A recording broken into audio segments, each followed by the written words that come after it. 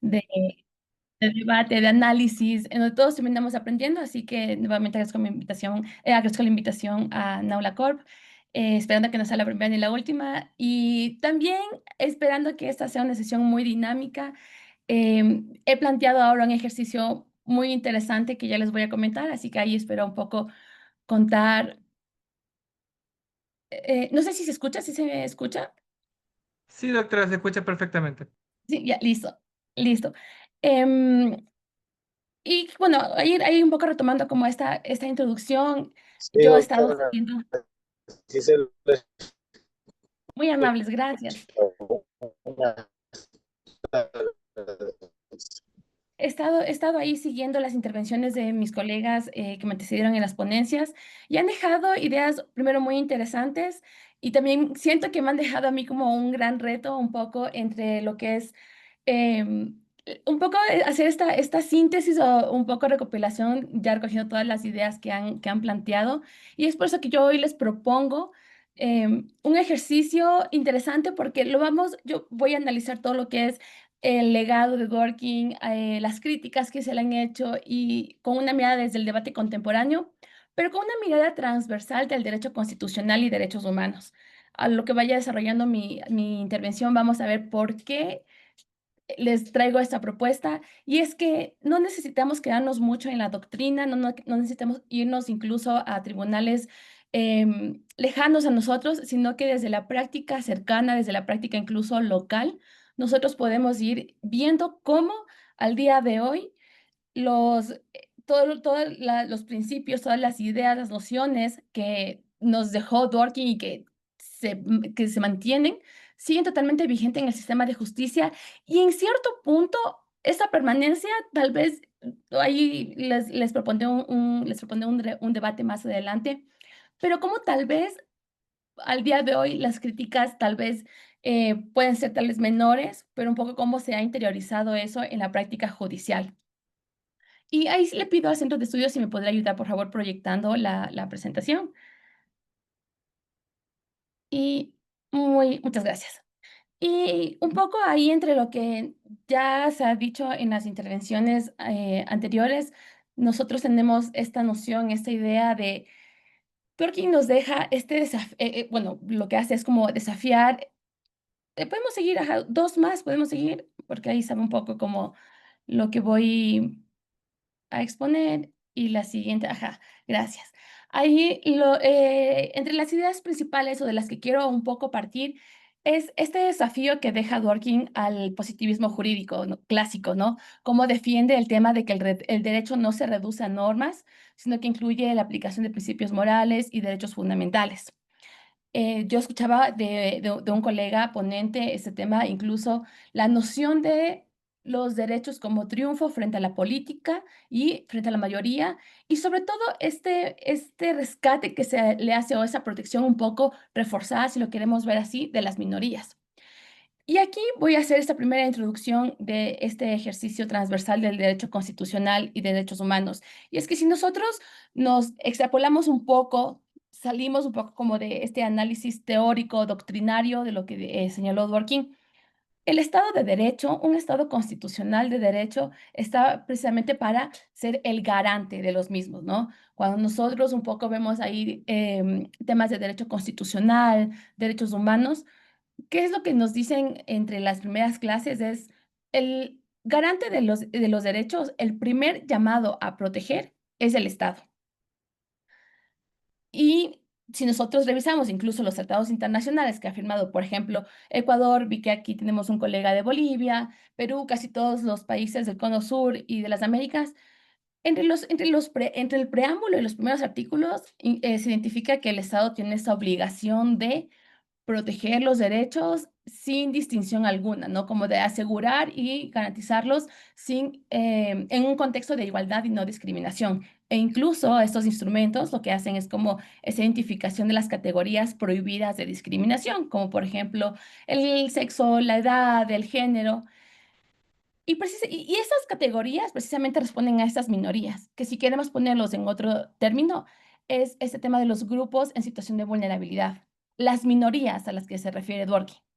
Entonces, si nosotros hoy, ya les digo, vamos a suponer que no hemos asistido a este diplomado, que no tenemos la noción de working, nosotros podemos decir que entonces sí hay un análisis más allá de aplicar la regla tal como está en la ley o más allá del positivismo jurídico, porque al día de hoy todos los usuarios del sistema de justicia se le exige al Estado proteger, garantizar, respetar los derechos en igualdad de condiciones y sin discriminación. Es más, cuando se habla de población en situación de vulnerabilidad, se le exige al Estado que tenga una obligación reforzada o una actuación más diligente y exhaustiva.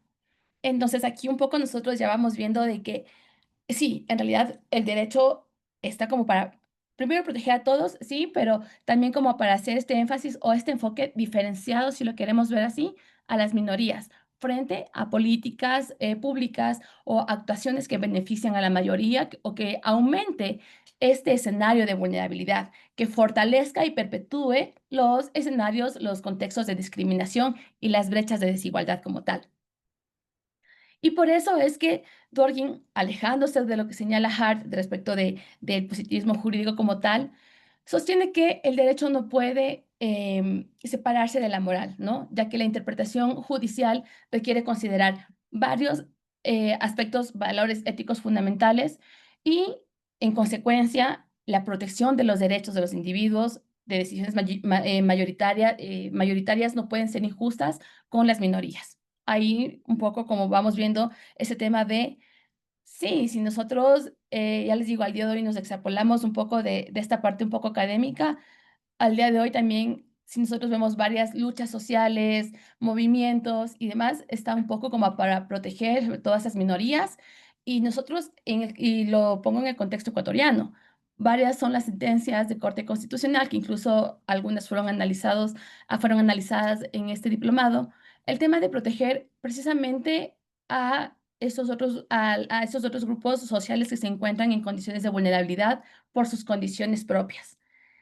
Y en todas las sentencias, es cierto, no se menciona a Dworkin, no se menciona un poco cuál es el legado que él deja, sus teorías, pero ya les digo, si un poco nos salimos de esta parte académica, el legado sigue vigente y lo van aplicando todos los administradores de justicia. E incluso aquí, un poco ahí como que me quedo en la sede nacional, pero vamos un poco a sede internacional. Y les pongo un poco lo que es el litigio internacional, porque incluso todos nuestros países son frecuentes usuarios del Sistema Interamericano de Derechos Humanos, aunque en contra de su voluntad, pero son frecuentes usuarios del Sistema Interamericano de Derechos Humanos. Caso particular de Ecuador, es uno de los estados que al día de hoy registra un número interesante de sentencias. Y lo digo interesante porque para el contexto de Ecuador, tanto a nivel territorial, demográfico e incluso histórico, político, tener un número similar a, por ejemplo, México, entendiendo que es México, que tiene un contexto mucho más complejo, que tiene un territorio y una demografía mucho más grande que Ecuador, ya lo igualamos. En sede internacional, los tribunales como la Corte Interamericana o los comités de derechos humanos, los sistemas de Naciones Unidas, cuando hacen su análisis de los derechos, igualmente no lo hacen con la aplicación estricta o no lo hacen a la luz de un positivismo jurídico como lo dice Hart, sino que hace esa interpretación integral. Y algo que también mencionaron en las sesiones anteriores era este tema del principio de integridad, ¿no? De la interpretación, de cómo la interpretación judicial debe ver el derecho como un sistema coherente, donde cada decisión se justifica en la mejor de la lectura de las normas existentes. Y eso es lo que hace, por ejemplo, sentencias de la Corte Interamericana.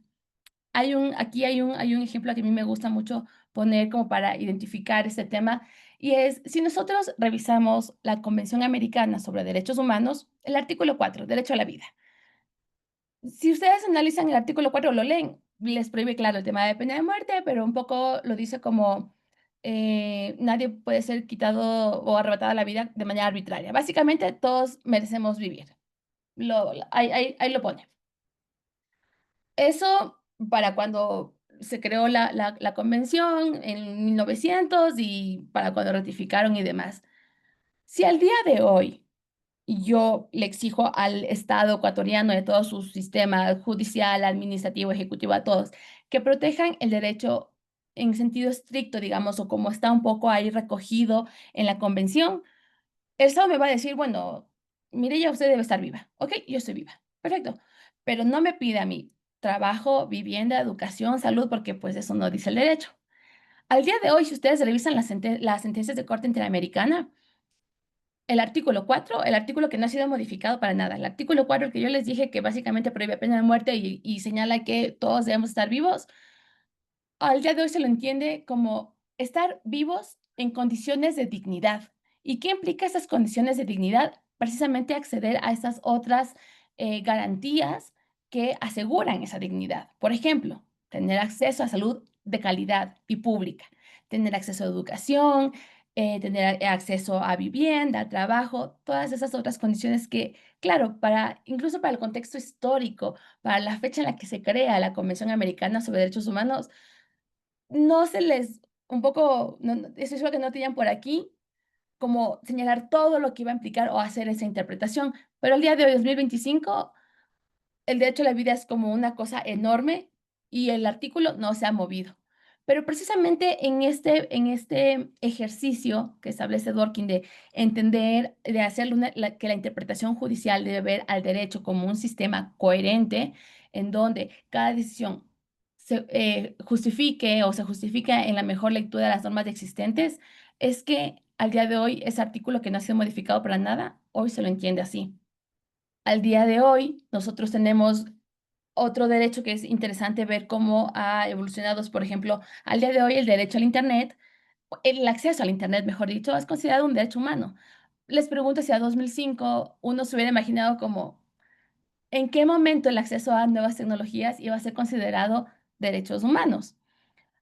Al día de hoy, por ejemplo, los estándares internacionales van colocando este tema de eh, cómo el sistema de justicia incluso, y el Estado en general, en el marco de todas sus obligaciones, cómo tiene que irse ajustando a las nuevas realidades. Y ahí podemos seguir la diapositiva, por favor. Y en este tema de decirle al Estado, oiga, un poco usted ajústese a las nuevas realidades, porque si no, van a seguir existiendo vulneraciones y la protección que usted, Estado, va a dar va a ser inadecuada, inefectiva. Al día de hoy, por ejemplo, se toman en cuenta como el tema de las nuevas tecnologías, de brindar, por ejemplo, el acceso a justicia haciendo uso de esas nuevas herramientas. El tema de la pandemia igualmente fue un tema que retó a los estados y tenía que irse ajustando a esas nuevas realidades para que las decisiones que, por ejemplo, el sistema de justicia emita o tome no representen un detrimento o una regresión a los derechos. Si hay, no sé si el centro de estudios me ayuda, por favor, con la siguiente diapositiva. No le puedo, ajá, no puedo ver. Ahí, gracias. Precisamente lo que les mencionaba, este tema de cómo un poco se va posicionando los derechos fundamentales sobre decisiones políticas o mayoritarias. Y yo creo que lo que ocurre hoy en día, digamos, un poco es la permanencia de todas esas nociones que nos dejó Dworkin, solo que las sentencias, por así decirlo, no lo recogen o no lo mencionan. Pero esa interpretación coherente, integral, incluso en el marco de este principio de integridad que les mencionaba, que señala Dworkin, em, se la realiza. Y es algo que dentro de un litigio estratégico nosotros como abogados, usuarios del sistema de justicia, deberíamos pedirle a todos los jueces, a todas las juezas en cualquiera de las instancias, porque aquí, cuando escuchaba justo en las ponencias anteriores, por ejemplo, cuando se analizó el caso de la sentencia del derecho al matrimonio igualitario, cuando hablaban, por ejemplo, ese tema de los derechos como triunfo, a mí como que el clic más directo que se me hizo fue, no sé si ustedes han escuchado y ahí quisiera tal vez, si alguien desea participar un poco, lo primero que se vino a la mente fue la obligación que tienen los estados de cumplir con el control de convencionalidad. Ya les digo, ahí no sé si alguien desea participar, más bien les animo para que participen y si es que alguien tiene alguna idea, ha escuchado, qué se le viene a la mente cuando hablamos de control de convencionalidad. Si alguien desea participar, alza la mano, me puede interrumpir nomás. Si no, No, creo que todavía no tengo participantes. Bueno, esperemos que hasta que vamos avanzando ya se vayan animando para poder hacer esta exposición un poco más horizontal, si lo queremos ver así. El control de convencionalidad que exige a los estados es que todo lo que es el sistema de justicia, en un inicio, todo lo que es el sistema de justicia, y eso también se lo trató en la primera ponencia, con el caso Monacida Arellano, tiene que hacer un poco aterrizar todo lo que son estándares de sede internacional en sede local. Más adelante ya se va ampliando este estándar y dice ya no solo el sistema de justicia, ahora toda autoridad pública tiene que realizar ese control de convencionalidad en todas las instancias, es decir, no solo en apelación, no solo en garantías jurisdiccionales, en todas instancias, en sede administrativa, penal, en todo, tiene que aplicar no solo lo que dice los tratados, sino lo que dice la interpretación, es decir, la jurisprudencia, las opiniones consultivas, todo lo que compone este corpus juris internacional de los derechos humanos. Eso es algo que, por ejemplo, para mí, y se los digo como un poco desde mi práctica y digamos como desde lo que yo he visto, esto es algo que para mí, primero, a los abogados se nos olvida mucho de recordarles a los jueces que ellos están en la obligación de eso. Y también eh, falta mucho, tanto en las sentencias, así como en los alegatos y los argumentos que presentamos los abogados en audiencia. Yo creo que esta asistencia a otros instrumentos, incluso internacionales, está todavía un poco, como débil aquí en el Ecuador. Ya les digo, desde ambas partes, como juzgador o cualquiera de las partes litigantes. Cuando en realidad es algo que lo tienen que hacer los jueces. Digamos, nosotros como abogados podemos un poco presentir. Pongamos, aunque en el marco de un litigio estratégico, esto refuerza siempre nuestros argumentos, pero pues, nosotros podemos dejarlo de lado. Pero los jueces, las autoridades judiciales, quienes administran justicia, realmente no pueden abstraerse de este deber.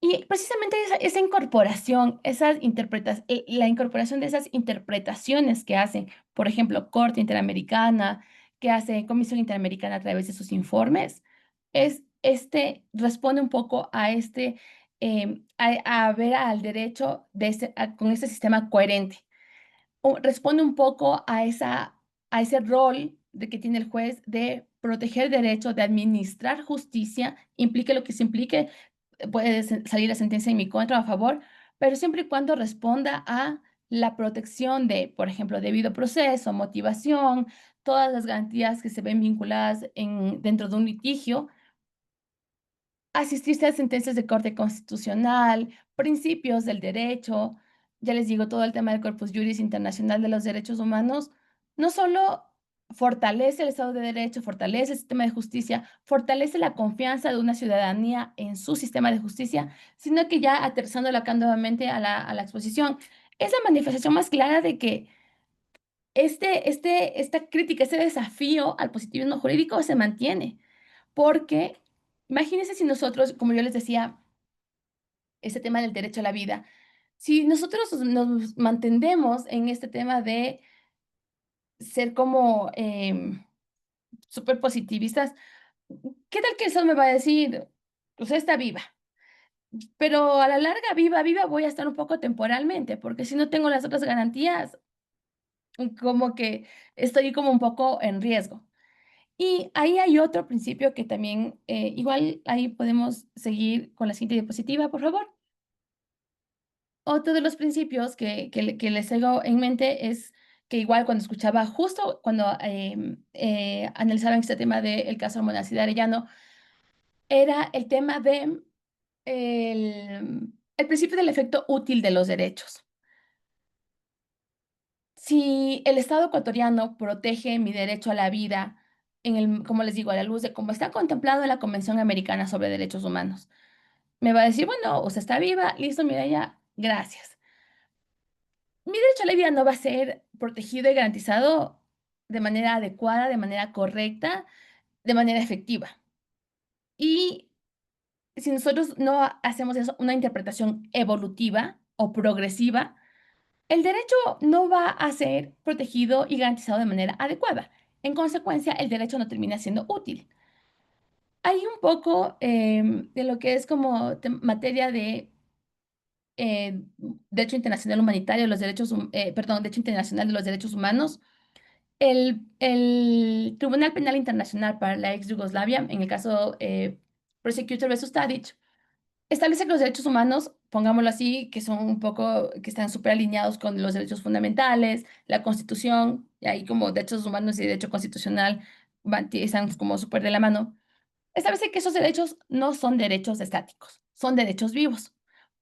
Es decir, su interpretación, su protección, la lectura que les tenemos que dar, tienen que irse ajustando o tienen que ir de la mano con el contexto actual, con el desarrollo de la sociedad, porque ya les digo, si la sociedad va evolucionando, nuestro contexto económico, histórico, político, cultural, social, va evolucionando, va cambiando, yo no puedo seguir con una interpretación de, no sé, del 1929, porque no va a responder. En consecuencia, lo que yo haga para proteger el derecho no va a responder, no va a ser la adecuada y el derecho no va a ser útil. A mí de nada me va a servir que instrumentos internacionales protejan mi derecho a la vida si cuando lo apliquen, cuando lo interpreten, cuando el juez vaya a asegurarme ese derecho, no lo va a hacer conforme mi realidad actual.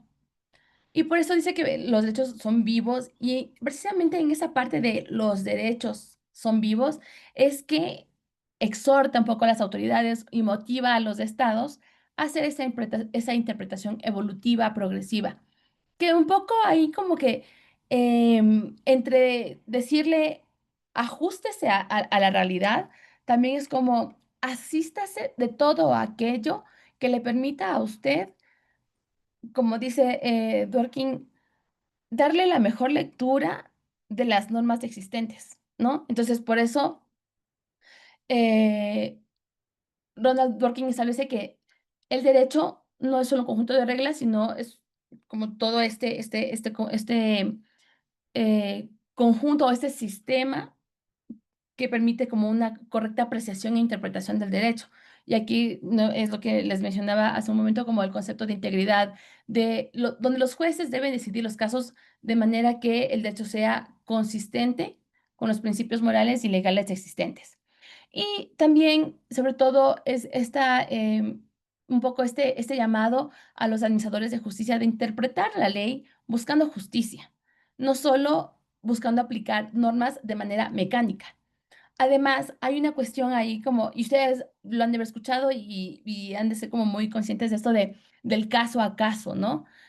Yo les pongo aquí un ejemplo. Si vamos a hablar de, no sé, tal vez movilidad humana, si yo soy, en mi caso, ahorita en mi caso actual, si yo me voy aquí a Bolivia, justo me voy, que había un colega de Bolivia, si me voy a Bolivia, mi contexto para pedir trabajo, mi contexto para incluso hacer respetar mis derechos y todo va a ser muy diferente a que una niña indígena o shuar de aquí, es decir, de las comunidades indígenas, que no habla castellano, menor de edad, sin su familia, se traslada a otro estado, su condición, su contexto para pedir protección, para pedir educación e incluso trabajo va a ser muy diferente y mucho más agravado que el mío. Entonces, si nos mantenemos, si el juez, el sistema de justicia se mantiene en la mera aplicación de la ley como un ejercicio mecánico, estoy segura que no va a proteger los derechos ni a ella ni a mí. O al menos no, y bueno, no al menos, sino que no lo va a hacer en medida de que responda a nuestra necesidad, de que responda, como les digo, a ese tema del principio del efecto útil de los derechos. Y evidentemente no los va a proteger porque el contexto alrededor de cada una de nosotras es diferente. Si hablamos de personas adultas mayores, si hablamos de personas con discapacidad, si hablamos de todas estas minorías que mencionaban, que se menciona en las diferentes ponencias, no podemos hacerlo de manera mecánica. Y, por ejemplo, igual se analizaba como ese tema de libertad de expresión en algunos casos, el tema de libertad de expresión y los casos difíciles, y establecía incluso como un poco esta diferencia de que hay discursos, o sea, como cuando hay discursos protegidos, cuando no, los casos difíciles que representa para los jueces, hasta dónde llega el tema de libertad de expresión, hasta dónde puede ser limitado o a partir de cuándo puede ser limitado. Hay un tema, hay un tema súper interesante, justo retomando el tema de libertad de expresión, que debe ser analizado igual a esta cuestión de los principios morales, sobre todo en casos difíciles, porque, por ejemplo, si tenemos nosotros medios de comunicación que están incitando, ¿qué tal? A la guerra, que están incitando, por ejemplo, a odio, a cometimiento de delitos contra niñez y adolescencia.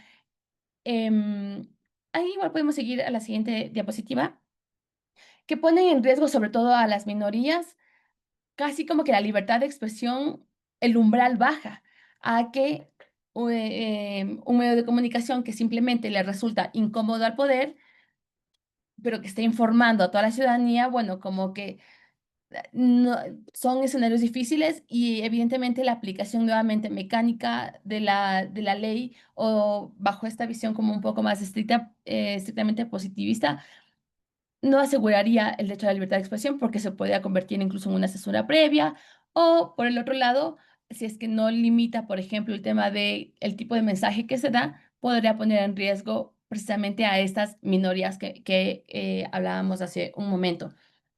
Em, Ahí le pido al centro de estudios, sí, la siguiente, por favor.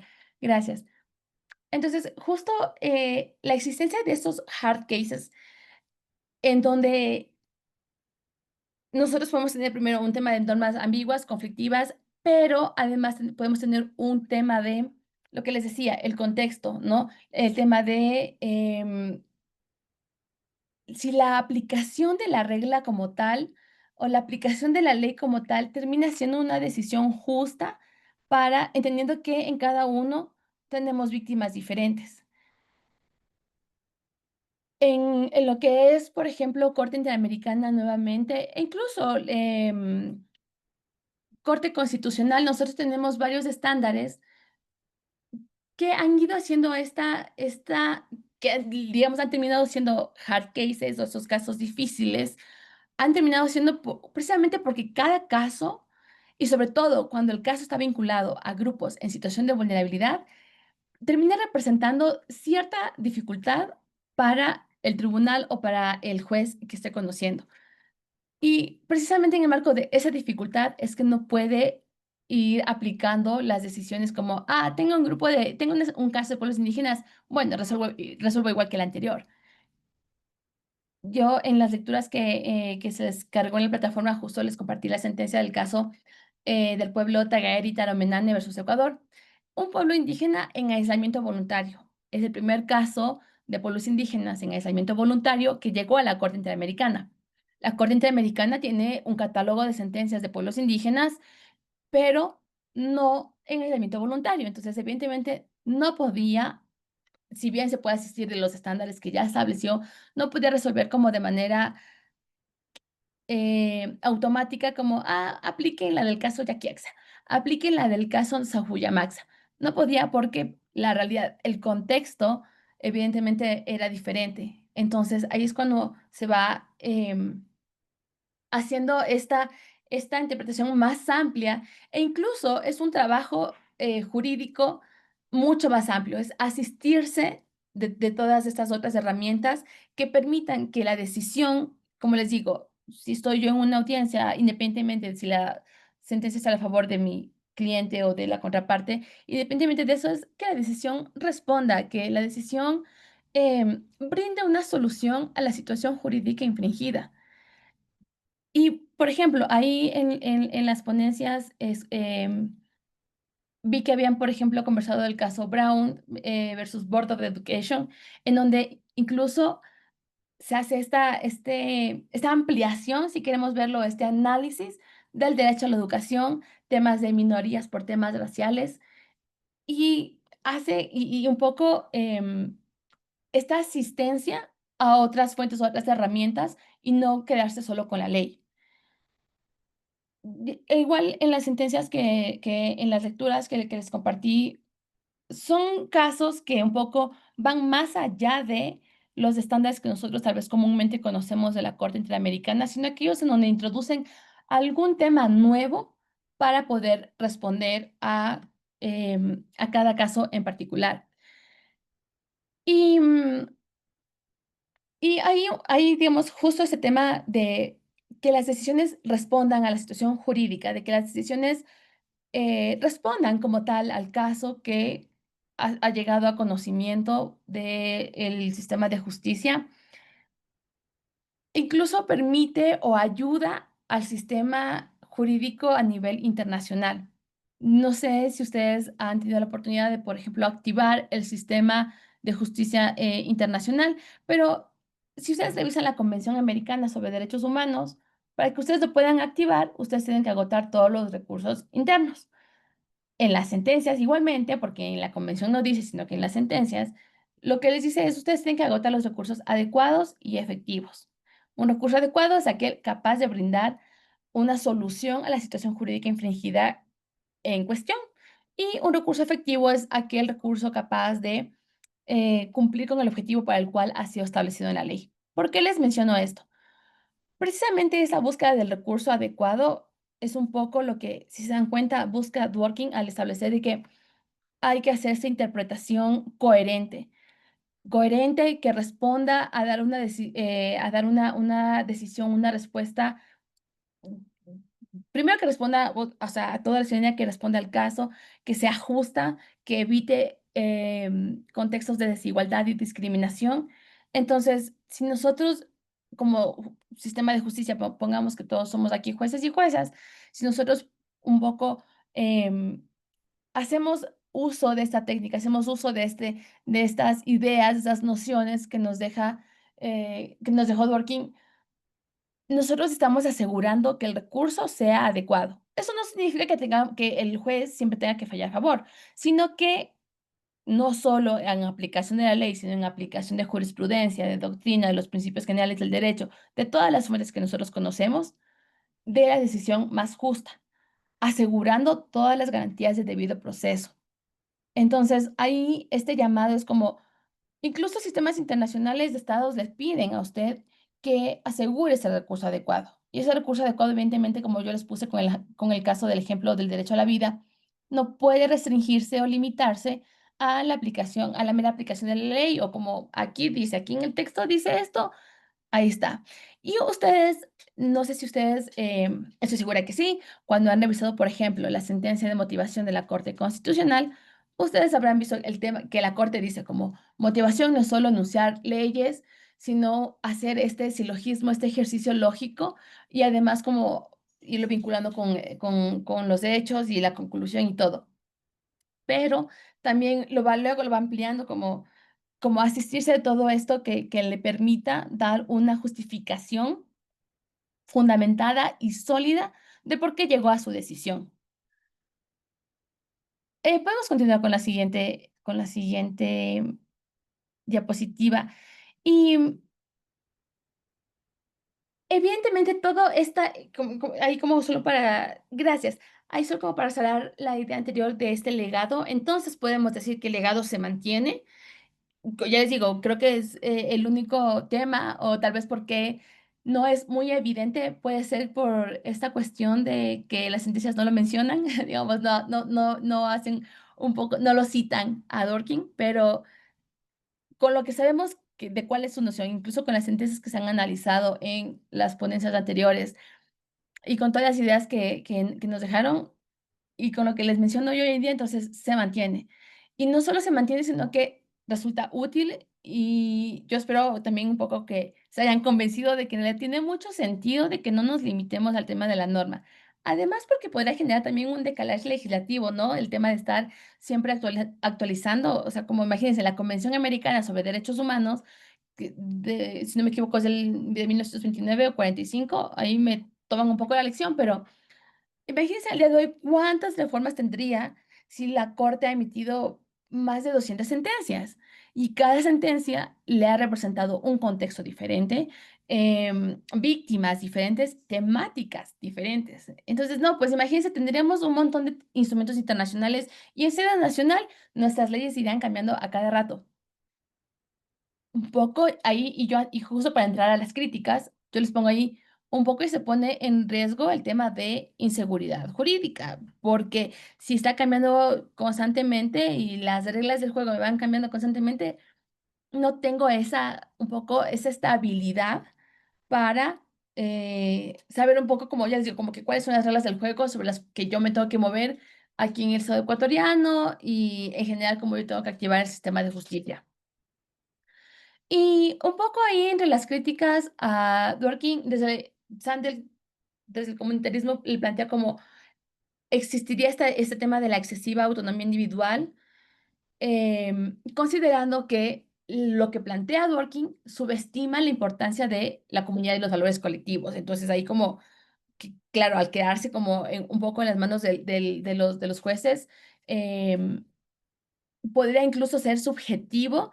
Y es más, entre las críticas también señala que incluso podría ponerse en riesgo este tema de la seguridad jurídica, porque si la ley me dice esto, pero el juez hace una interpretación más allá de la ley, lo pone ahí, pero ya les digo, si es que también la ley se queda estática, no podría, porque no va a responder a la realidad social, no va a responder incluso a la necesidad del caso que se ha puesto en su conocimiento.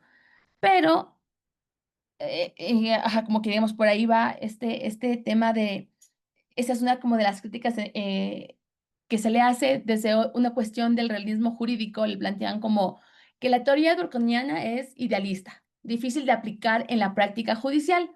Yo ahí les dejo como pregunta, como con los ejemplos que les he puesto, con las sentencias, te les digo, no solo en sede nacional, sino en sede internacional de varios países, no solo de Ecuador, sino como de varios países, si es que en serio resulta difícil aplicar esta cuestión. Por un lado, si es que resulta difícil. Por un lado, por otro, si es que en serio no es necesario. Ya les digo, si nosotros nos quedamos con la convención a como está a esa fecha, o sea, nosotros no podríamos hoy pedir, por ejemplo, no se podría pedir derechos colectivos, no se podría proteger la naturaleza, no se podría pedir con la misma, con el mismo nivel de exigibilidad que los derechos civiles y políticos, no se podría exigir los DESCA, los derechos económicos, sociales, culturales y ambientales. No, ¿me entienden? Es como que muchas garantías que, o muchos derechos que han tenido un desarrollo realmente progresivo, al día de hoy como que no, porque eso no dice la convención, no, porque eso no dice la ley. Entonces, ahí les digo como que en serio no es necesario hacer esa interpretación integral, hacer esa interpretación, sí, evidentemente progresiva, exhaustiva, pero sobre todo necesaria, porque no es que tampoco los jueces no es que van a inventarse ahí como cuestiones estrambóticas, sino simplemente encontrar una solución que responda al caso, que sea justa y que asegure en medio de todo eso todos los derechos, evidentemente, y que no contravenga la ley, pues evidentemente asegurando, por ejemplo, principios constitucionales y lo que dice como tal la normativa vigente. Desde el realismo jurídico también, entre las críticas que se le plantea, es como los jueces no siempre pueden determinar cuál es la mejor interpretación de los principios, porque influyen factores sociales, políticos y subjetivos. Y ahí yo les voy a ser muy honesta, como un poco cuando estaba, incluso escuchaba como las diferentes ponencias y pensaba en ese tema de las críticas, yo decía, casi que las críticas un poco se caen por sí mismas con la práctica judicial. Porque es evidentemente, ¿no? Los jueces no siempre pueden determinar cuál es la mejor interpretación. Y si ustedes revisan sentencias de la Corte Interamericana, ya les digo, creo que para mí este ejercicio transversal un poco nos permite identificar cómo sí es posible, cómo sí es posible, cómo se lo ha hecho, cómo no es nada complejo y la Corte dice como asistirse de todas estas herramientas, es decir, puede ser principios, jurisprudencia, doctrina. Nosotros que conocemos las fuentes de derecho, hay varias fuentes, no solo nacionales, sino internacionales. Y en el realismo jurídico también le dicen como porque hay contextos que pueden influir, ¿no? Entonces, como que por eso no, el juez no puede como que definir siempre cuál es la mejor interpretación. Y yo digo, sí, claro, y precisamente ese contexto es el que no puede asegurar la aplicación de la ley así como de manera positivista, igual en todos los casos, porque el contexto, esos factores que se menciona que hay alrededor de cada caso, van a influir y van a un poco a variar la gravedad, la complejidad, la vulnerabilidad incluso que exista dentro de determinado caso. Entonces ya les digo, es como, por un lado, se puede mencionar como el tema eh, de que no se puede contravenir como que los valores colectivos y demás. Bueno, entonces me estás diciendo que tengo que un poco casi que primar mayorías. ¿Dónde está el tema de las minorías? Y si lo queremos traducir a textos legales, ¿dónde está el tema de igualdad y no discriminación? Por otro lado, si es que me dicen en la crítica, si es que me dicen como que es idealista y que hay factores alrededor que pueden influir, sí, por eso no puedo yo dar la misma decisión, sí, decisión en todos los casos y por eso no puedo aplicar la ley de la misma manera en todos los casos, porque esos factores son los que me obligan a mí como juez a hacer este ejercicio amplio, este ejercicio de entender cómo, de incluso si yo no sé cuál es la mejor interpretación, asistirme de derecho comparado para ver qué tomaron en cuenta. Me pueden convencer las sentencias de Colombia, tal vez no, me convencen las de Perú, pero ese ejercicio integral, creo que entre el tema del legado de Dworkin, como creo que entre los temas principales que nos sirven, es este tema del principio de integridad, como tomar en cuenta todo lo que compone el derecho, que no se limita a la ley. E incluso, ahí es como, les pongo un ejemplo como muy básico, muy también chistoso tal vez, que escuchen como cuando los abogados, entonces tú te sabes, tú eres abogado, tú te sabes las leyes, porque creen que es eso, ¿no? Es saberse el Código Penal, el Código Constitucional, perdón, la Constitución, el Código Civil, y ya. Y por eso, no sé si a ustedes les ha pasado, pero en todo caso yo sí he escuchado como eso de, solo te tienes que saber las normas y ya. Y si nos quedamos ahí, primero parece fácil y primero sería sencillo, creo yo, y no tendría mucho, más que sentido, creo que no tendría el resultado esperado del derecho. Ya les digo, no tendría esta decisión justa, no tendría una decisión coherente, incluso, y tampoco no sería decisiones que se vayan ajustando a la realidad, a las diferentes realidades sociales y al fin que persigue el Estado, que como les digo, es el primer garante de derechos. Desde una cuestión ya como de las limitaciones prácticas, también se le plantea entre las críticas el tema de por ejemplo, en este análisis que se hizo sobre el tema de libertad de expresión, eh, que la defensa extrema de la libertad de expresión podría chocar con discursos de odio y desigualdades reales en la sociedad, porque el mercado de ideas no es igual para todos. Un poco como entre este proceso, este ejercicio de asistirse de otras fuentes para hacer una interpretación más justa, un poco como que pueden poner en jaque otros derechos u otros como no quiero decir luchas, porque creo que no son como tal luchas sociales, pero en todo caso, lo que mencionábamos hace un rato, el tema de los valores colectivos o ese mercado de ideas colectivos. Y ahí un poco en realidad es más que poner en riesgo esos valores colectivos, es un poco incomodar a tal vez lo que se está acostumbrado o tal vez un poco incomodar a una sociedad en donde hay todavía brechas de desigualdad, de discriminación por romper.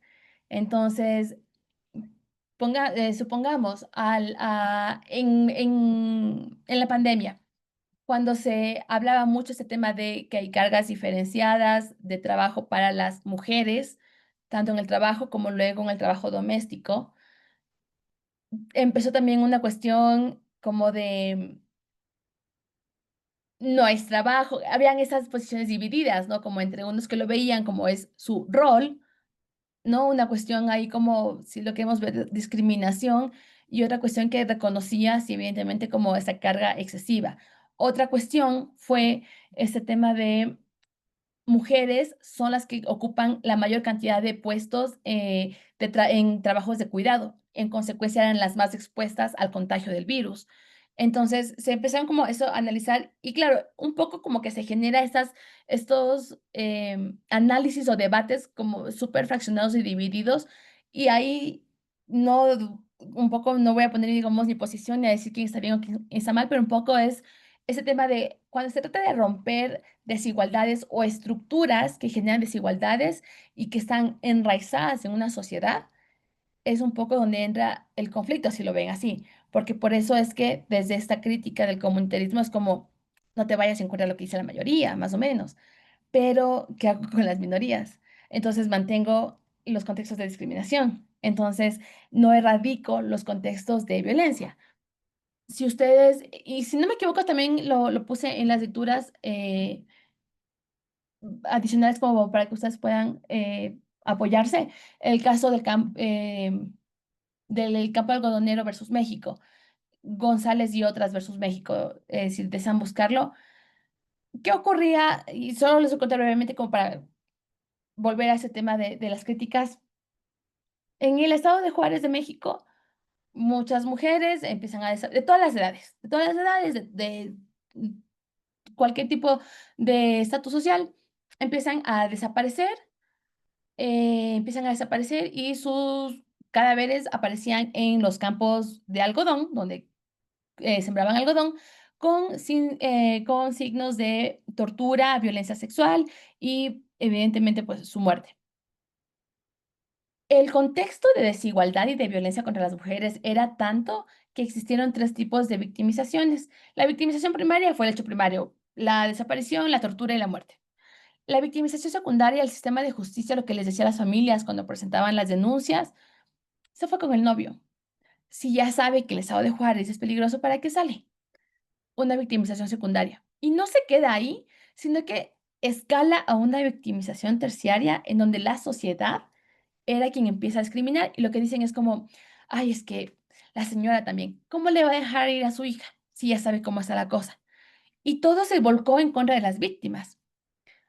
Cuando ya se condena al Estado y se empieza como un poco a romper estos patrones de desigualdad, eh, lamentablemente empiezan como a surgir evidentemente más femicidios, pero a lo que voy es como, si nosotros mantenemos esos, un poco como la dinámica cotidiana en sociedades donde hay desigualdad, entonces un poco lo que se va a terminar haciendo es aplicar el derecho para perpetuar más o menos esos escenarios de discriminación y los estados seguirían incumpliendo su obligación de erradicar todas estas brechas de carácter cultural, social, y evidentemente no se va a encargar de educar. Entonces, un poco ahí como si nosotros mantenemos como con eso de, es que ya es la costumbre, o es que así nos hemos manejado siempre, evidentemente entonces no aseguraremos los derechos de manera progresiva y tampoco se superarán estos escenarios, como les digo, de discriminación. Igualmente ahí, ya desde una visión un poco más positivista, em, critican esta mezcla de lo que es el derecho y la moral. Se establece que los jueces no deberían basar sus decisiones en principios morales subjetivos, sino en reglas claras y codificadas. Un poco ahí lo que se plantea es como, igual podemos continuar con la siguiente diapositiva, por favor. Igual ahí lo que se plantea es como si ya tenemos esas reglas claras y codificadas, hay mayor seguridad jurídica. Bueno, pero si es que estas leyes ya están antiguas, y vamos con todos los que están de Ecuador, el Código Civil, ¿desde cuándo no se lo actualiza? Si nosotros que nos quedamos a la fecha en que se creó en que se crearon las diferentes leyes, entendiendo que no solo la fecha, sino el contexto alrededor de ese momento histórico, el contexto político, económico, social. Sí, tendremos las de reglas claras, pero es que esas reglas como les mencionaba hace un momento, van a mantener los escenarios de discriminación. Es que esas reglas, al final que no terminan siendo muy adecuadas. Y ahí, si nosotros nos quedamos al tema de justicia y derecho, existirá no solo desconfianza, sino incluso una falta de uso del sistema de justicia, porque va a ser como, ¿para qué? Si ya sé cómo se va a resolver y esto no va a responder a mi condición, a mi situación jurídica infringida. Entonces, las críticas que se realizan alrededor de lo que plantea Dworkin, em, no quiero decir que sean incorrectas como tal, pero creo que son las que más representan limitaciones prácticas, porque, a pesar de que sea la crítica, a pesar de que las limitaciones prácticas es la crítica que se le hace a Dworkin, para mí, en realidad, lo que representa crítica, lo que representa limitación son las críticas, porque, ya les digo, si el juez, voy a suponer que todos somos aquí jueces, ya todos somos jueces y juezas. Si ustedes aplican la ley así como tal, ustedes no van a asegurar que el sistema de justicia responda a erradicar esas brechas de desigualdad y discriminación. Ustedes no van a asegurar que, como manifestación del Estado, a ser funcionarios públicos, el Estado asegure los derechos de todos y todas en contextos de igualdad y no discriminación. Entonces, más o menos ahí como que, ¿para qué entonces suscribimos tantos instrumentos internacionales? ¿Para qué tenemos una constitución tan bonita? Si al final no va a responder a eso, no se va a asegurar. O se va a asegurar para las mayorías y evidentemente si son minorías, evidentemente si en algún punto adultos mayores, personas con discapacidad, es decir, las minorías o los grupos sociales menos o en más desventaja van a seguir siendo eso, van a seguir fortaleciendo y perpetuando la desventaja en la que se encuentran. Entonces, ya les digo, si es que nosotros vemos para qué está el derecho, para asegurar el derecho a todos como tal, no va a estar. Y, ahí, ajá, un poco como para cerrar esta, igual podemos avanzar con la siguiente. Em, en estas en el marco de esa crítica de limitaciones prácticas, en realidad lo que un poco Dworkin, creo yo, si el término que a veces motiva un poco lo que hace este llamado es a que los jueces cumplan con su rol, pero desde una manera más exhaustiva y diligente. Llama a, digamos, hacer este uso de una alta capacidad ética y de conocimiento moral en la práctica del derecho, en la práctica de administrar justicia, en la interpretación de derechos complejos, por ejemplo, o de casos complejos, ¿no? Por ejemplo, si es que ahorita llega algún caso de privacidad digital, por ejemplo, el día de hoy, la Corte Constitucional sustanció la acción de inconstitucionalidad a esta ley de seguridad nacional y ahí se expusieron algunos argumentos sobre la injerencia arbitraria que habría la información, por ejemplo, a Wi-Fi, que puede ser por Wi-Fi, radio, em, no recuerdo qué nomás era, pero era como súper fácil poder hacer esta injerencia. Los criterios para hacerlo eran reservados, entonces yo digo ahí como, ahí hay inseguridad jurídica, pero justamente para esta, estos casos difíciles, estos derechos difíciles, es donde Dworkin dice, juez, ustedes tienen que hacer un trabajo más exhaustivo. Ustedes tienen que asistirse de más cosas, porque la ley no va a responder justo a esos casos difíciles, porque van a ser diferentes, cada vez incluso van a ser nuevos, y ahí un poco como está este tema de incluso los jueces se enfrentan estas presiones políticas, económicas, mediáticas, aunque se deba asegurar su independencia y parcialidad, pero se enfrentan a esto. Entonces, si nosotros nos quedamos como que en todo lo anterior, en no, quédense con lo que dice la ley, no cumpliría con lo que establecía Dworkin, por ejemplo, en la aplicación ideal del juez Hércules, ¿no? Como que ya no cumpliría con eso porque no va a responder como tal, ya les digo, no me va a asegurar una decisión justa, no va a resolver mi situación jurídica infringida, no me va a asegurar el acceso a salud en condiciones de igualdad a mí, pongamos de ejemplo, una niña menor de edad con discapacidad y de pueblos indígenas.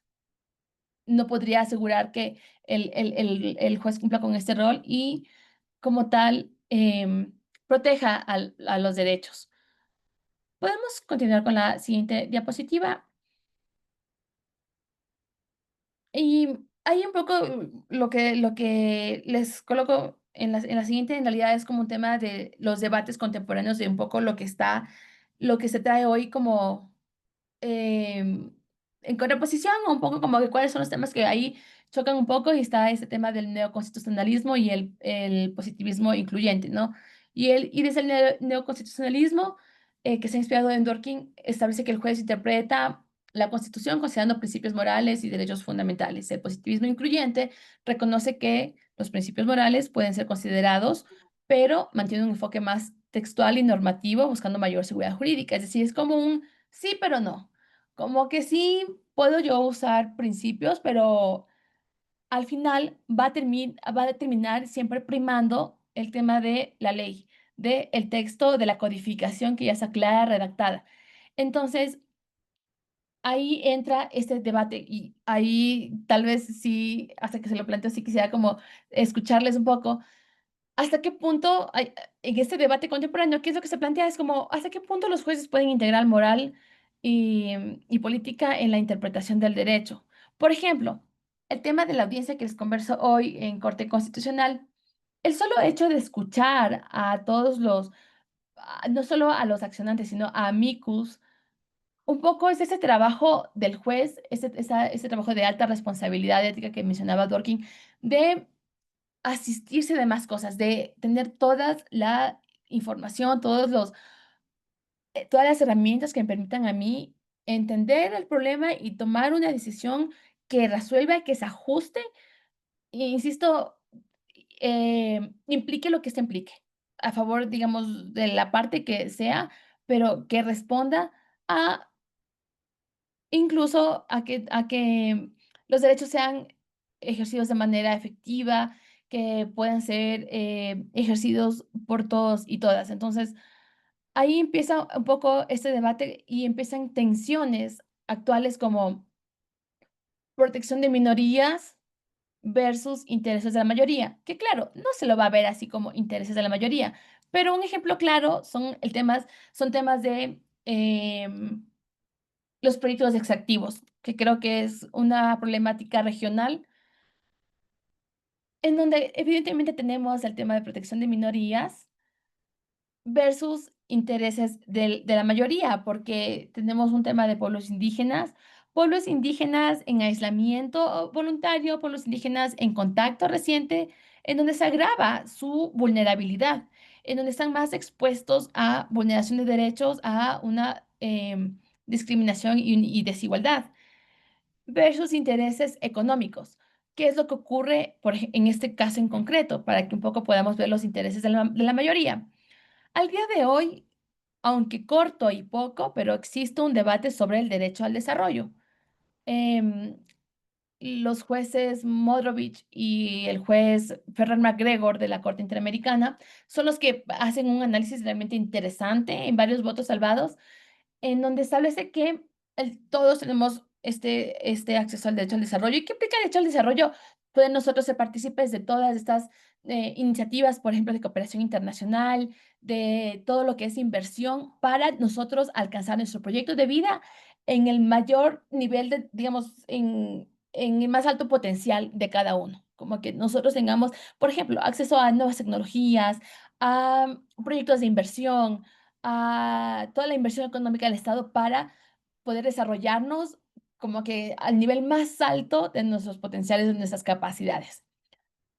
Y está bien, y por eso es que la Corte y la Comisión Interamericana no prohíbe implementar proyectos extractivos, pero lo que dice es, hay maneras, justo por estas minorías.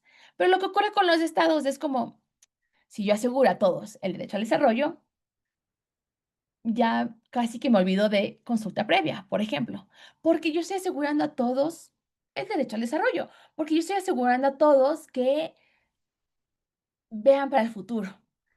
Este es, por ejemplo, un ejemplo muy claro de cómo podemos ver de esta tensión entre protección de minorías versus intereses de la mayoría. Y claro, el tema aquí no es un no me dé derecho al desarrollo. El tema es Estado cómo lo hace, es decir, asegúreme el desarrollo y de hecho en los votos salvados que les menciono de estos dos jueces, mencionan como En el ejercicio de o en el proceso de proteger los derechos al desarrollo, los estados no pueden poner en riesgo, sobre todo por comunidades indígenas, entendiendo que son las comunidades siempre que son aledañas en esos territorios donde se implementan los proyectos extractivos. No pueden sacrificar los derechos a costa del desarrollo, pero un poco casi que eso es la justificación que tiene la mayoría de los estados. La Comisión Interamericana tiene un informe interesante que se llama Empresas de Derechos Humanos y ahí justo analiza este tema y justo lo que dice es como, no, el derecho al desarrollo, todos deben ser partícipes. Y cuando se dice todos, es todos. Es decir, esa mayoría debería ser todos, entendiendo zonas urbanas, zonas rurales, mujeres, niñez y adolescencia, adultos mayores, personas con discapacidad, todos. No las mayorías que no se encuentran en contextos de vulnerabilidad. Por ejemplo, zonas urbanas, empresariales o personas jurídicas. Es una cuestión como asegurarles a todos y sobre todo prevenga ese tema de fortalecer las brechas de discriminación que ya existen. Entonces, existe esta tensión y ya les digo, ustedes pueden revisar en los escritos presentados en el caso Tagaeri un poco esa justificación entre ustedes se encontrarán, claro, del lado de víctima como la protección de minorías y también tal vez desde el Estado un poco este tema de intereses de la mayoría, entendiendo, por ejemplo, que los proyectos extractivos son como la matriz económica, un poco como de las más sustanciales en el Ecuador. Entonces, esta tensión, y ahí nuevamente vamos al tema como tenemos que tomar en cuenta estos factores alrededor de que, a pesar de que hay una crítica, hay que tomar en cuenta esos factores porque precisamente para responder a ese contexto en particular hay que asistirse de más. Y de hecho, cuando uno enseña derechos humanos, hay un término que utiliza muchísimo que son los estándares, y ustedes seguramente también lo han de haber escuchado un montón, el tema de los estándares. Y se los traigo a colación porque ¿qué implica un estándar? Es una herramienta que permite entender o interpretar el alcance y el contenido de un derecho. Entonces, entendido eso, es como los jueces tienen que asistirse de todos esos estándares, es decir, instrumentos internacionales, sentencias de corte constitucional, doctrina, principios, para entender y dotar de contenido y entender el alcance de los derechos. Y así pueda ser efectivo, útil y el sistema de justicia funcione para lo que está establecido. Que más, como les digo, para que quede ahí nuevamente clara esa idea, más allá de darle siempre la razón al que sea, es como asegurarle una decisión justa, que sea coherente, que permita que el derecho como tal sea entendido de manera coherente y que sea capaz como de resolver la situación que haya sido puesta en conocimiento de la autoridad judicial. Ecuador actualmente aplica un enfoque, ahí centro, si puedo ir con la siguiente diapositiva, por favor. Ecuador actualmente adopta un enfoque neoconstitucionalista que realmente se basa en los principios, se inspira en Dworkin, porque lo que yo les mencionaba, los jueces interpretan la Constitución considerando principios morales y derechos humanos universales. Bien se lo expuso en una de las ponencias anteriores, sentencias de matrimonio igualitario, tema ajá, de las minorías sexuales, ambientales y de pueblos indígenas, donde los principios prevalecen sobre normas estrictas. Nuevamente, ahí vamos con una de las tensiones que surge, es como la protección de derechos fundamentales versus decisiones de mayoría política o económica. El caso de los extractivismos, ¿no? Proyectos extractivos. Está, por ejemplo, el tema de libertad de expresión versus regulación de discursos de odio y desinformación. También pueden entrar en esa tensión como cuando le es incómodo al poder y cuando no, cuando le es incómodo al poder, se puede convertir en censura previa y deja de informar a la ciudadanía, a la mayoría, ¿no? Pero como la mayoría o el poder, digamos, un poco es al que le incomoda, también puede entrar en esa tensión como de más que ser mayoría, es como es determinado sujeto el que entra en tensión con las minorías que terminamos siendo el resto de la sociedad que no puede acceder a cierta información. Y También entra un poco en tensión esta interpretación judicial creativa un poco versus la previsibilidad legal. Y ahí un poco en el marco del sustantivismo, que igual se lo topó entre las ponencias anteriores, este tema de la decisión correcta según principios de justicia y derecho, nosotros igual podemos ver su aplicación aquí, ese tema de esa justicia sustantiva, nuevamente en las sentencias de Corte Constitucional, en donde va respondiendo al sistema de justicia, en donde va respondiendo al Estado de Derecho, pero también asegurando esa erradicación de brechas de desigualdad y a las minorías. Nuevamente me refiero a la sentencia que se expuso del matrimonio igualitario. Versus, y aquí entra igual la retención, versus el procedimentalismo, el tema de la legitimidad democrática y participación ciudadana, por ejemplo, en su momento cuando hubo estas reformas a la ley de comunicación y los debates sobre la censura, como entra ahí nuevamente esta tensión como entre legitimidad democrática y participación ciudadana de relevancia en reformas constitucionales y referendos, entra también como em, se puede también ahí exponer como una tensión clara de cómo no nos podemos quedar en la previsibilidad legal. Y en el marco de la libertad de expresión y los discursos de odio que igual fue topado, hay una cuestión interesante al respecto, incluso en el marco del derecho a la libertad de expresión, y es este tema de qué implica o cómo se compone el derecho a la libertad de expresión. Y justo está este tema de una dimensión individual y una dimensión social, como mi derecho de poder difundir información y el derecho de la gente de poder recibir esa información. Ahí como esta interpretación igual no la vamos a encontrar en la convención, pero nuevamente va siendo necesario entender cómo se vulnera solo el mío o se vulnera el derecho de más gente. Hay un tema ahí que también entra en tensión, es como los discursos que se refieren a funcionarios públicos. No, tal vez ustedes habrán escuchado que el umbral de libertad de expresión y derecho a la honra, por ejemplo, varía cuando hablamos de funcionarios públicos. Es decir, si yo soy funcionaria pública, yo soy, vamos a suponer, jueza. em, yo soy sujeta a un mayor escrutinio, entonces que me fiscalicen o que hablen de mí, que emitan notas al respecto. Yo no puedo decir como, qué bestia, este diario está obsesionado conmigo, censúrenle porque solo de mí publica, solo de mis decisiones opina, porque yo soy funcionaria pública. Primero, soy una manifestación del Estado y segundo, cuando los funcionarios públicos se exponen de manera voluntaria a ser un personaje de exposición pública, conocen que su escrutinio es mayor y en consecuencia el umbral un poco como del derecho de este tema de libertad de expresión sube y un poco como el tema de decir privacidad y todo eso baja hasta cierto punto en donde ya entra con la privacidad. Es decir, ustedes me podrán a mí fiscalizar lo que deseen en el marco de mi rol como jueza. Mire, ella hace unas sentencias súper regresivas de derecho, sin motivación, lo que deseen.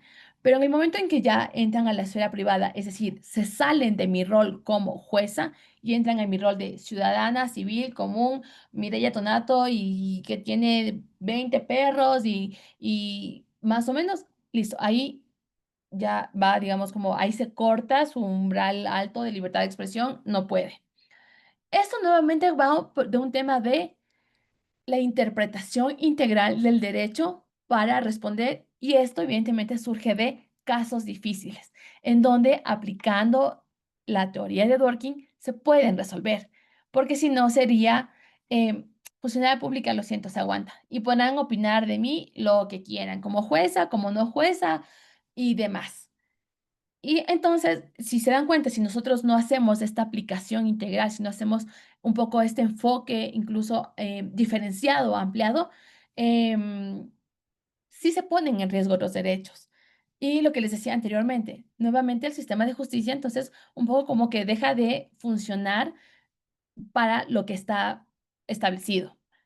Em, ¿Podemos avanzar con la siguiente diapositiva, por favor?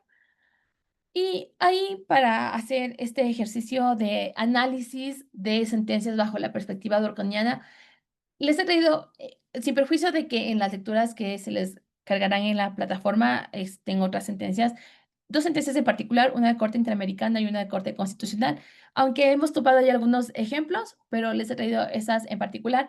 ¿Y por qué les traje el caso Lagos del Campo versus Perú? El ocurría, mejor dicho, aunque bueno, todavía hay una debilidad, pero en el sistema interamericano de derechos humanos, en corte en particularmente, hasta cierta época, los derechos económicos, sociales, culturales y ambientales no eran exigibles por sí solos. Es decir, si ustedes iban por el derecho a la salud, tenían que vincularlo con un derecho civil y político. Entonces tenían que decir, me vulneraron derecho a la salud afectando mi vida e integridad. Si no, así solo como que derecho a la salud, no podían. Tenían que por el artículo 26, que el título dice DESCA, pero en realidad el contenido habla del desarrollo progresivo, es un poco confuso ahí. em, pues es por el artículo 26 lo vinculaban con algún derecho civil y político, si no, no podían. Y en el caso Lagos del Campo versus Perú, es el primer caso en donde la Corte dice, a ver, suficiente. Todos los derechos civiles y políticos tienen la misma jerarquía que los derechos económicos, sociales, culturales y ambientales.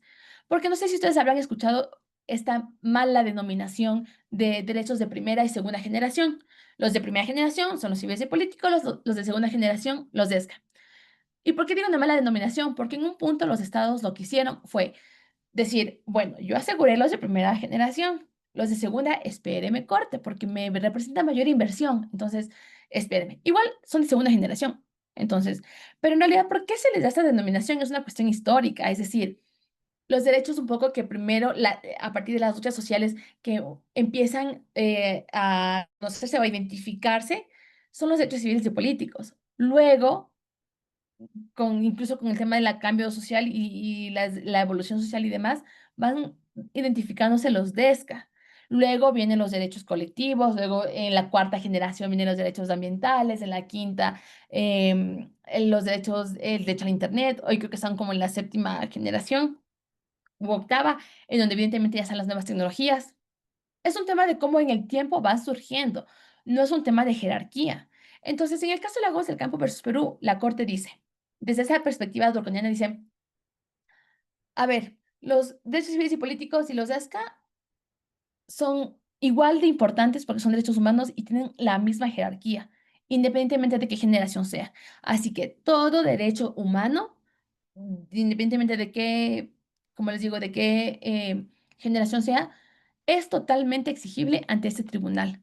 Por sí solo, a partir de eso, por el artículo 26, pueden hacerse exigibles todos los derechos y claro, en vínculo con el Protocolo San Salvador, que es ese tratado adicional a la Convención Americana sobre Derechos Humanos, en donde se contemplan DESCA.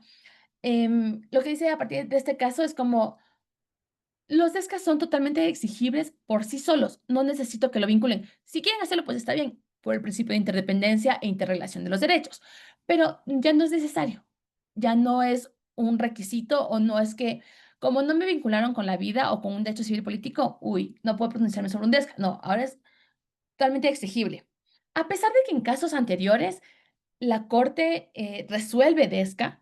Antes del 2017 hay muchas sentencias, por ejemplo, de pueblos indígenas, hay sentencias de derecho a la salud, derecho a la educación. En el caso del Instituto de Reeducación del Menor versus Paraguay, que fue un tema de un incendio en una cárcel para menores de edad, la Corte analiza por primera vez el derecho a la educación.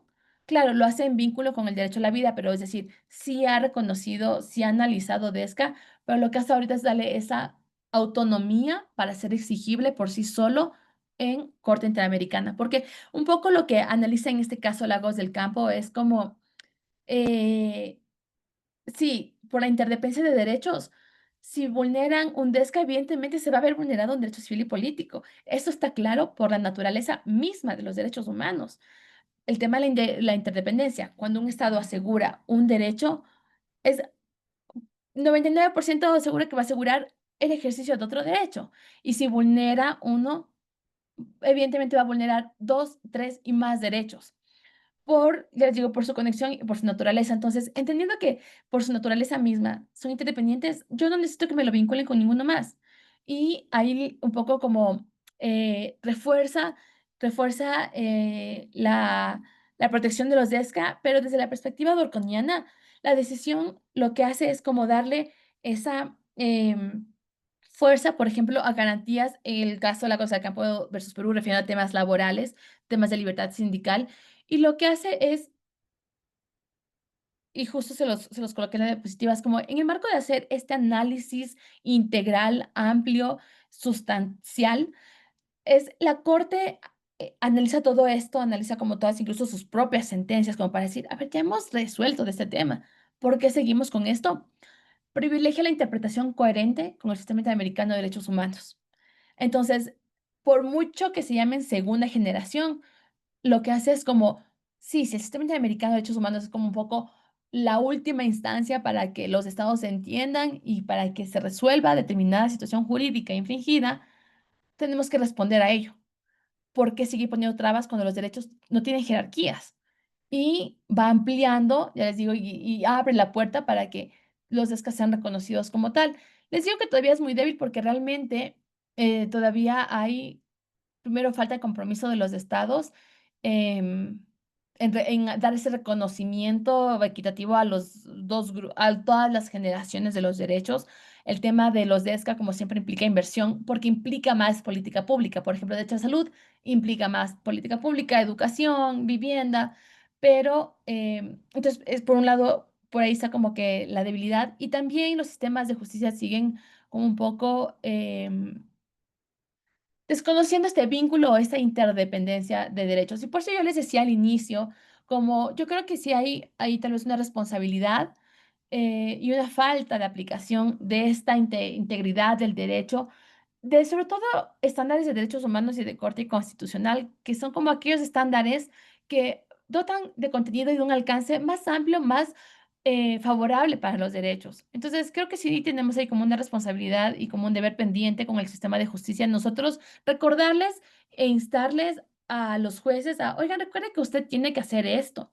Yo no, es más, o sea, ni siquiera es mi obligación como abogada, pero como que hace un litigio estratégico lo hago. Pero su obligación sí es, señor juez, inspector de trabajo, toda autoridad pública que vaya a resolver sobre el estado de los derechos de una persona, tiene que aplicarse control de convencionalidad y hacer este análisis integral, este análisis, ya les digo, como exhaustivo y más fuerte o más responsable, sobre todo porque va a decidir, ya les digo, sobre em, el futuro más o menos del camino que toma los derechos de cierta persona.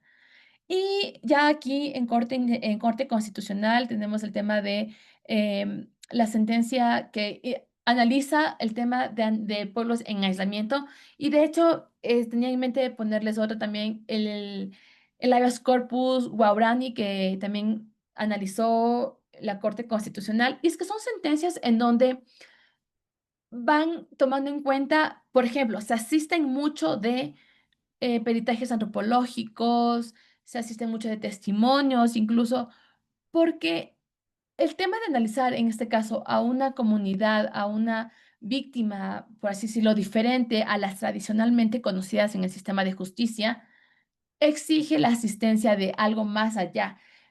Si nosotros vamos a la Constitución del Ecuador, em, está el tema del pueblo en aislamiento, pero como un tema de que se proteja sus territorios y que se proteja la cultura. Pero no hay más. Y en esa sentencia que habla como del tema de territorio y sobre todo en el tema de el habeas corpus guaraní, que habla de cómo se debe entender libertad personal bajo la cosmovisión de pueblos guaraní, lo que hace un poco en ese caso es, lo que dice es, a ver, la población guaraní no tiene como tal una casa, ¿no? Yo, esta es mi casa, este es como mi metro cuadrado, vamos a ponerlo así. Los guaraní y en general estos pueblos nómadas, ellos toda la comunidad de su casa. Entonces, pongámoslo así, como que yo puedo estar hoy durmiendo aquí, mañana duermo donde el vecino de allá y la vecina, porque todo, perdón, porque todo es mi territorio. Entonces, lo que dice es, si ellos tienen un territorio amplio, que es su casa, imagínense de tener a un guaraní en una celda de 2 por 2. Incluso la corte dice como podría traducirse fácilmente en una tortura psicológica. Y lo que hace ahí la Corte es asistirse de más estándares y de más herramientas para, en el marco de asegurar libertad personal, entender esa libertad personal para esa víctima. Porque si no, la Corte pudo haber dicho, ah, pues qué pena, sorry, cuando, de hecho, fue en el marco de estas masacres culturales que cometieron en su territorio, cualquier otro juez que no siga, que no aplique esta perspectiva iba a decir como, "Mm, lo siento, usted mató a la cárcel.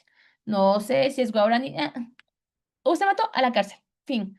Pero, claro, ahí va tomando como una decisión que se ajuste con la víctima, incluso como bueno, no con la víctima, en todo caso, en este caso, que se lo estaba como deteniendo por esos hechos, que se ajuste con las personas o con las partes procesales. Como les digo, no es que se declaró, digamos, su responsabilidad, pero sí se un poco más modula, digamos, la decisión de privación de libertad. Podemos continuar con la siguiente diapositiva y ahí como para hacer un uso correcto de mi tiempo, entre las reflexiones finales y lo que podemos ver y que les he puesto como estos ejemplos que espero que haya sido como más ilustrativo, identificar cómo, ya les digo, yo les decía al inicio y ahorita se los vuelvo a repetir, cómo el tema del legado realmente se mantiene, cómo en realidad es aplicable, no cuenta con limitaciones prácticas, sino que más bien resulta útil y necesario, porque si no, las cuántas decisiones judiciales no tendrían sentido o simplemente no cumplirán con el objetivo final, digamos, del sistema de justicia y mucho menos con el objetivo del Estado de Derecho. Entonces, está ahí como entre las reflexiones finales de lo que nos deja de tanto del legado y los desafíos del pensamiento de Dworkin, están las críticas vigentes, está el tema un poco esta contradicción de entre los derechos de quién voy a defender más o menos, o el tema de seguridad e inseguridad jurídica. Está el tema del compromiso práctico. Algo que yo les mencionaba es que se hace un poco llamado a los jueces de tener esa responsabilidad ética, de realizar ese trabajo exhaustivo, amplio, sólido, porque además eso es también un tema, incluso si lo queremos, de que si queremos irnos más allá de este tema, es hasta un tema de motivación, de que su decisión se encuentre realmente justificada. Y como yo les decía, un tema de que se asegure la utilidad de los derechos. Entonces, más allá de que, porque a mí me cae bien Dworkin, más allá de eso, es como realmente haga que funcione el sistema y que la decisión tenga sentido. Si va a salir en contra de mi cliente, ok, pero que tenga sentido en el marco, como les digo, de lo que busca el derecho dentro de una sociedad, del debido proceso y que como juez aplique todos los estándares que por control de convencionalidad le corresponde aplicar.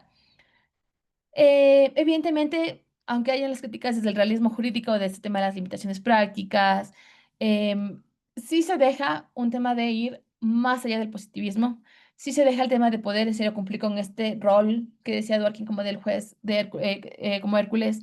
em, y evidentemente, la perspectiva, la teoría que deja Dworkin en el sistema de justicia, sí se constituye como un legado inspirador, pero permite asimismo asegurar un futuro a los derechos, entendiendo que los estados están prohibidos de restringirlos, de emprender cualquier política, ley, em,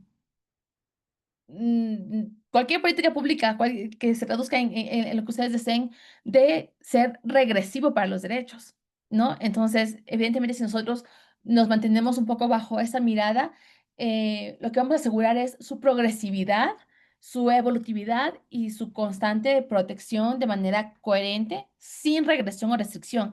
Y evidentemente esto al final va a terminar contribuyendo a erradicar, aunque sea poco a poco, porque creo que es uno de los temas realmente complejos en los estados, es el tema de eliminar las brechas de desigualdad y discriminación y un poco ir educando a la sociedad para ir rompiendo esos patrones de desigualdad.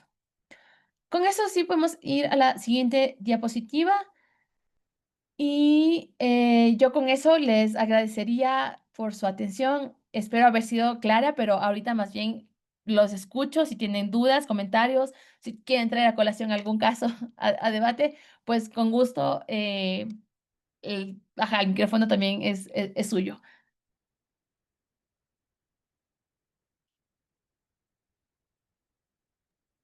Bien, no sé si alguien de aquí de la sala tiene alguna pregunta, puede alzar la mano o en caso escribir por el chat para leer la interrogante, por favor. Si no, me voy a creer que todo quedó claro. Claro, doctora, si no hay ninguna pregunta, parece que tuvo una perfecta explicación de su ponencia. Me lo voy a creer. Así que ahí, ajá, les motiva que tengan alguna participación. Sí, por favor, alguien, alguna pregunta, curiosidad, por favor, abierto a Hola, cualquier... hola, buenas noches.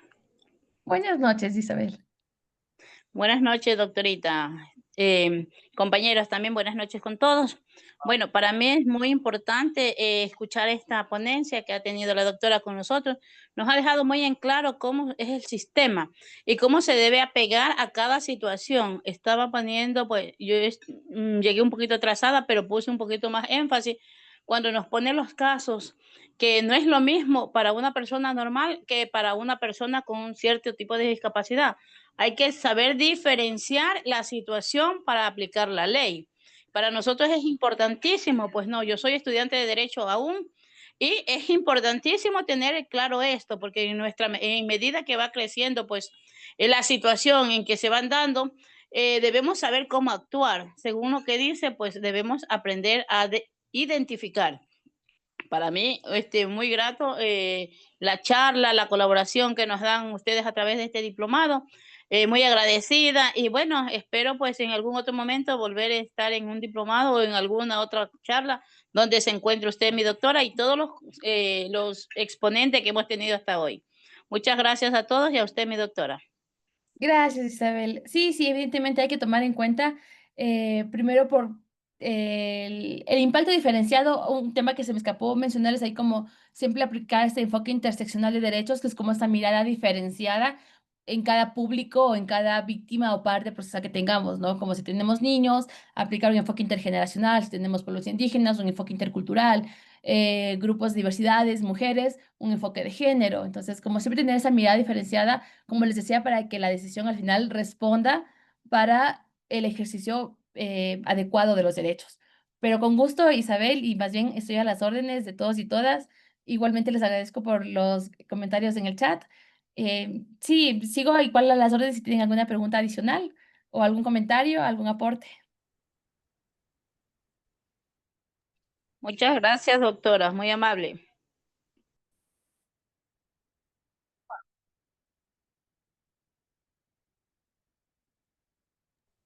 Estimado Macaria, ¿tiene alguna pregunta, por favor? Ah, no, se la había... Doctor, por favor, ¿alguna pregunta, sugerencia?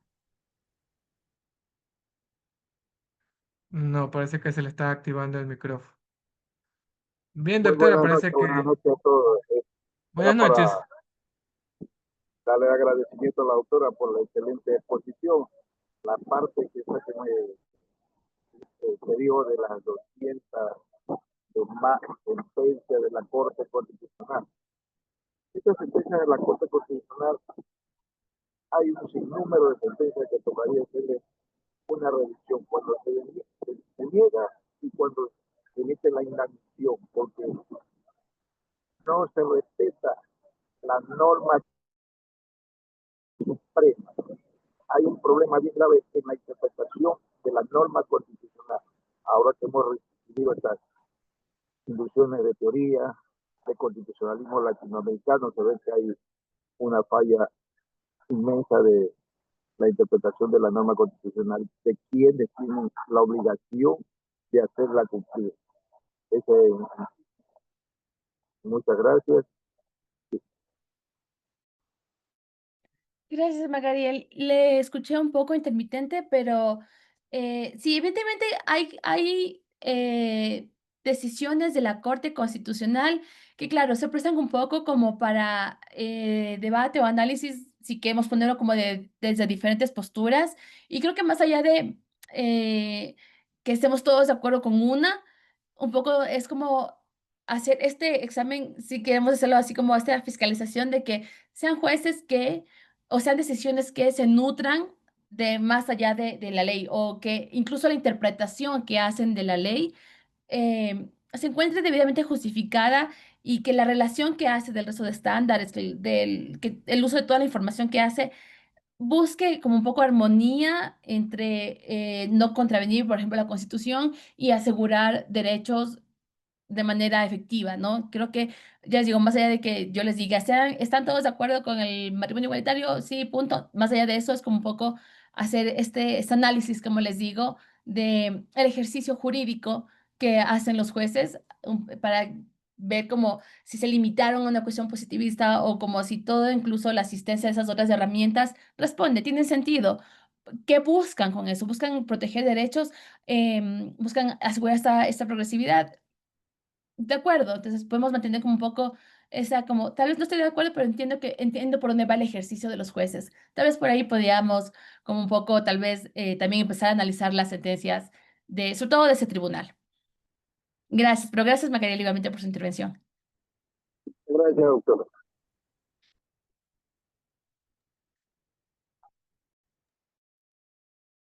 Bien, doctora, parece que no hay ninguna sugerencia o alguna pregunta, así que, doctora, fue un placer tenerla con nosotros el día de hoy. Esperemos tenerla presente en próximos eventos académicos, sea en Aula Corp o en otros particulares. Muchísimas gracias por su ponencia, doctora.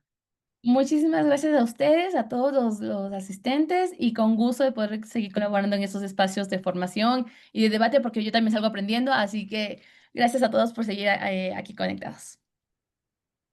Un placer, doctora. Bien, estimados participantes, este sería todo por el día de hoy. Nos encontraremos mañana ya con la clausura del evento, que será a la misma hora, 18 horas de aquí de Ecuador. Buenas noches y hasta el día de mañana. Buenas noches. Buenas noches. Doctora, muy buenas noches. Buenas noches, gracias. Buenas noches. Gracias, excelente ponencia. Gracias, doctora y compañeros. Buenas noches con todos. Gracias.